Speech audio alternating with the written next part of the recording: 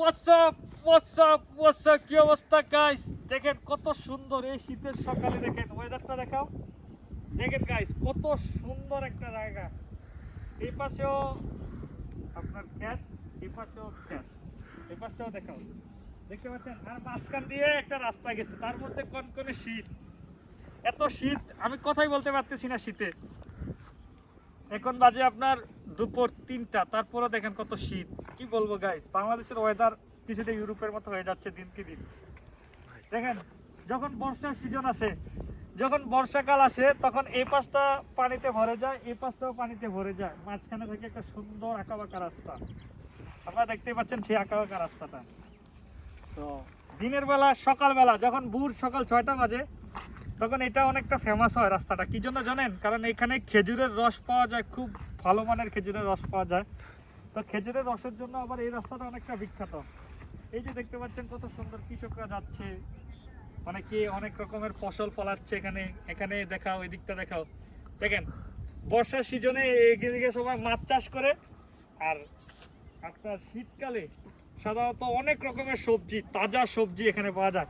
আমি এই জন্য বলি ভাই, যেই শান্তিটা আপনি মূলত গ্রামের ভিতরে পাওয়া যায়, এই যে শীতকালে, শীতের সকালে গ্রাম আসলে অনেক সুন্দর থাকে। দেখেন চতুর্দিক দিয়ে কুয়াশা পড়তেছে, তার মধ্যে এদিকে সবজি ফসল টসল। আপনি ওই দিকটা দেখেন, ওই দিকটাও সেম অবস্থা, অনেকটা রাস্তা এরকম।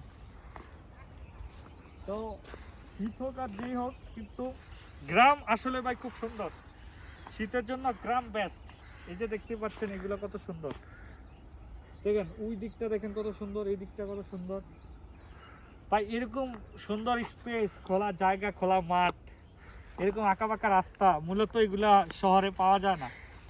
তো শহরের তুলনায় আমি গ্রামকে অনেকটা বেশি প্রায়োরিটি দিই। কারণ কি, এই দেখেন আমরা অনেকক্ষণ যাবত এখানে দাঁড়িয়ে আছি, ভিডিও বানাচ্ছি, একটা সাউন্ড আই। কিন্তু আমরা যদি এটা শহরে বানাতে যাইতাম, গাড়ি ঘোড়ার সাউন্ড, তার মধ্যে তো আপনার দূষিত বালু, ধুলা বালি অনেক তো আছেই, তার মধ্যে এত সুন্দর একটা প্রকৃতি আমরা কখনোই পেতাম না।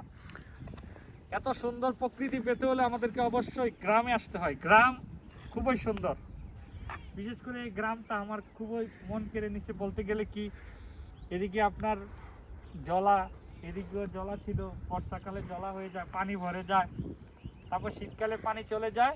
কৃষকরা এখানে ফসল ফলায়, নানান রকমের ফসল ফলাচ্ছে। দেখেন এদিকে কেউ এখানে শাকসবজি, এখানে লাল শাক, এখানে পুঁই শাক, আবার এখানে অনেক রকমের শাক, আবার এদিক দিয়ে দেখেন অনেকে অনেক কিছু করে রাখছে। তো শীতকালে মূলত গ্রামের মধ্যে যে তাজা ফল ফ্রুট পাওয়া যায়, এগুলো মনে হয় না আমার শহরে কোথাও পাওয়া যাবে। দেখেন কেউ আসলে ক্ষেত থেকে তাজা ফল কিনে খেতে পারে, ক্ষেত থেকে তাজা সবজি কিনে খেতে পারে। তার মধ্যে ভোর সকাল 6টার দিকে যে এই রোডে যে খেজুরের গাছ থেকে যে খেজুরের রসটা পাওয়া যায়, এটা অতুলনীয় একটু। তো আমি আপনাদেরকে এতটুকুই বলবো, যারা শীত এনজয় করতে চান তাদেরকে এটাই বলবো, যারা উইন্টারটা এনজয় করতে চান তাদের জন্য আমি সাজেস্ট করবো তারা গ্রামে থাকেন। কমসে কম 10 দিন আপনারা গ্রামে থাকেন, আপনারা শীতটা এনজয় করতে পারবেন। ধন্যবাদ।